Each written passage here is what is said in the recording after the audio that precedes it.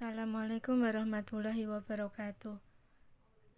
Selamat pagi anak-anak. Pada pagi hari ini jumpa lagi dengan Usida dalam pembelajaran tema. Sebelum kita mulai pembelajaran pada pagi hari ini, marilah kita awali dan membaca basmalah. Bismillahirrahmanirrahim. Hari ini kita akan belajar tema 6, subtema 3, energi alternatif. Pembelajaran 1, 2, dan 3. Sudah siap ya? Melakukan wawancara tentang pemanfaatan energi angin sebagai energi alternatif. Energi akan terus kita perlukan hingga masa yang akan datang.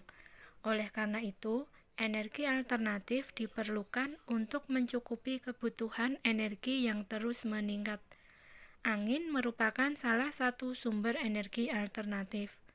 Nah, untuk mencari lebih banyak informasi berkaitan dengan teks dapat dilakukan dengan memunculkan pertanyaan baru. Pertanyaan baru tersebut dapat kamu cari jawabannya dengan melakukan wawancara.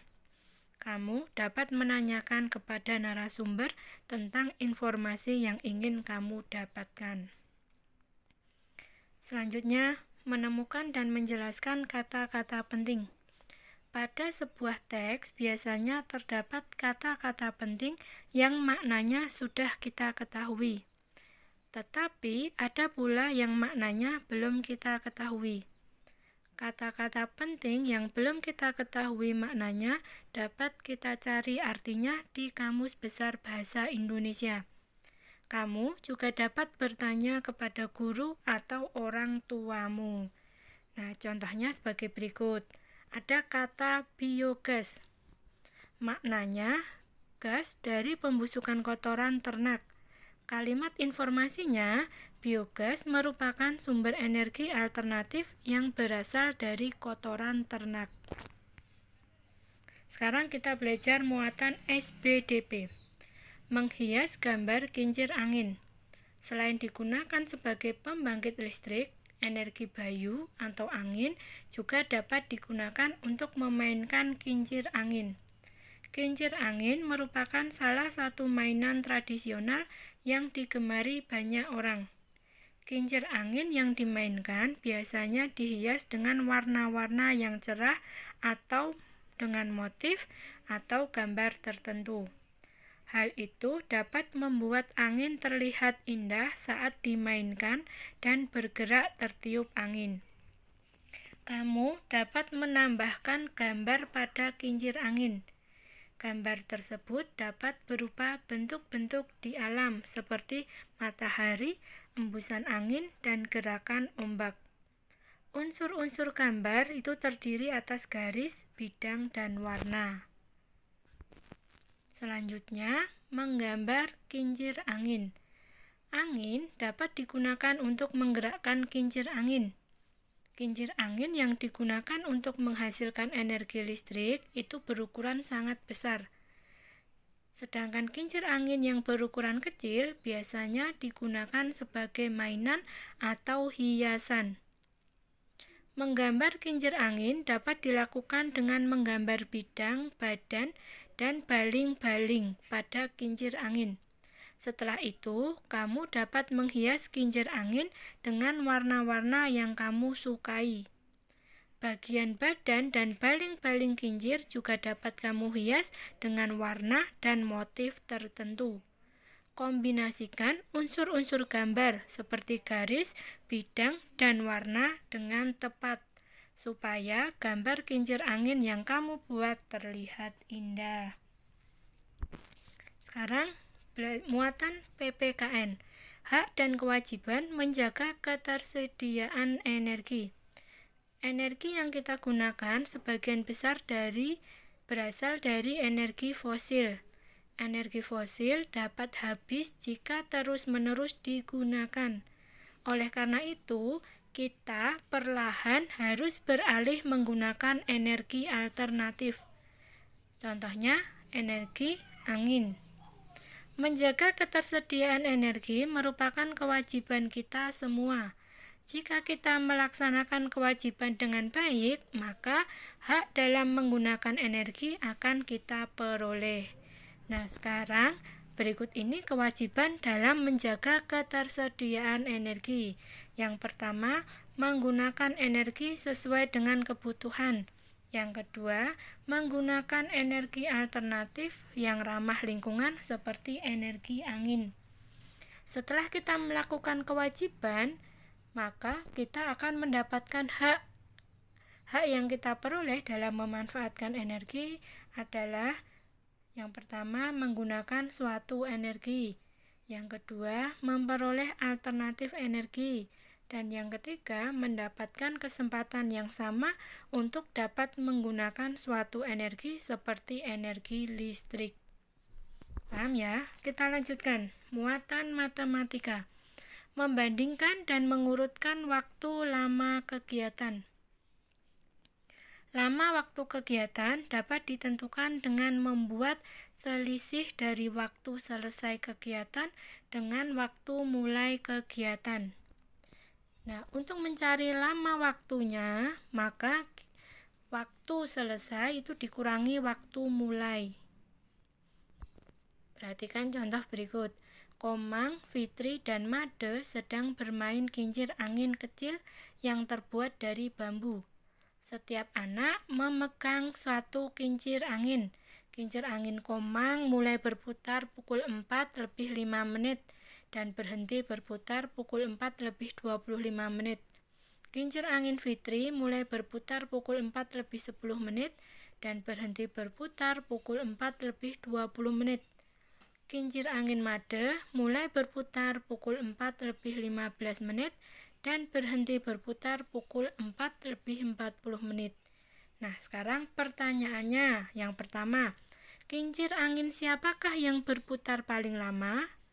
Yang kedua, urutkan nama anak dari yang kincir anginnya berputar paling lama.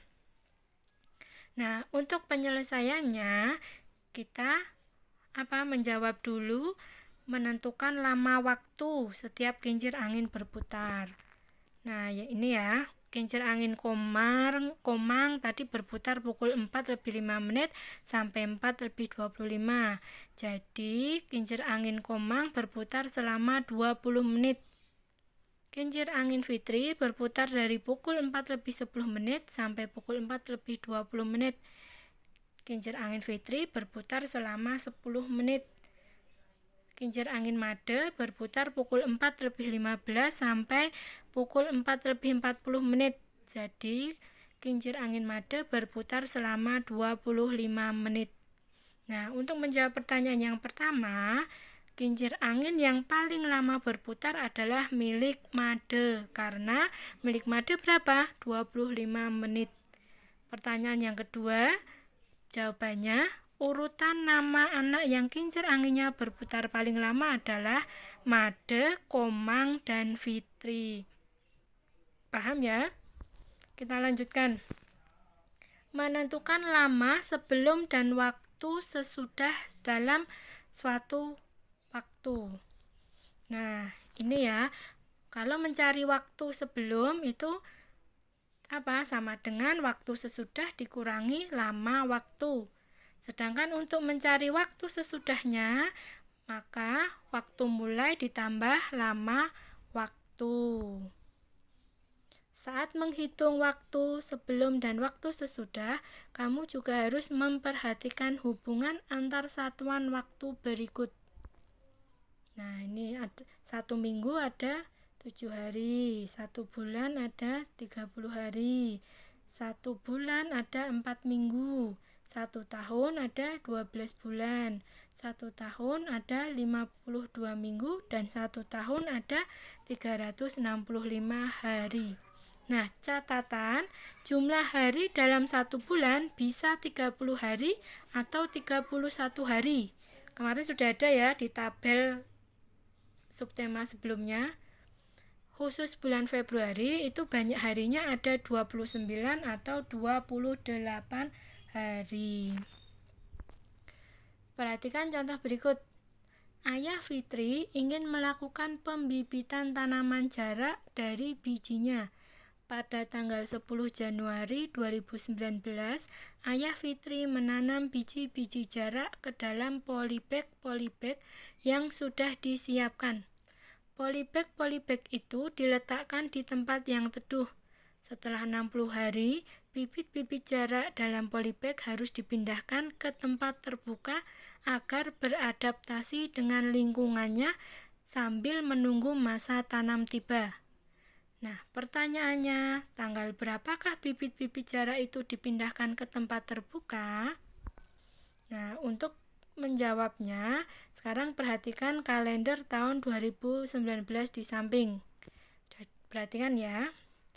Berdasarkan kalender di samping, 60 hari setelah tanggal 10 Januari 2019 adalah tanggal 11 Maret 2019. Jadi dihitung ya, 60 hari setelah tanggal 10 Januari 2019. Jadi, Ayah Fitri memindahkan biji tanaman jarak ke tempat terbuka pada tanggal 11 Maret 2019. Sudah paham? Kalau sudah, untuk tugasnya, kerjakan Ayo Berlatih halaman 160, muatan matematika. Sudah paham ya? Sudah cukupkan sekian pembelajaran pada pagi hari ini. Kita akhiri dengan membaca hamdalah. Alhamdulillahirabbil alamin. Jangan lupa di rumah tetap belajar, jaga kesehatan, dan jangan lupa sholat 5 waktu. Hafalan tahfidznya juga jangan lupa ya. Terima kasih. Sudah akhiri. Wassalamualaikum warahmatullahi wabarakatuh.